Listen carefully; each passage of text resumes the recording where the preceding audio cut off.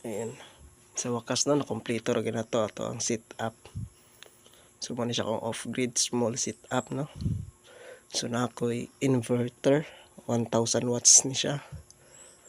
Mo ni siya kung ACC 30 ampere ni siya, no. So relay 100 ampere relay. Then LVD, so low voltage disconnect. So breaker, mo ni siyang breaker sa akong battery, DC breaker. Then breaker sa panel nako. Then isa ka breaker para sa AC, para sa load. Ayan.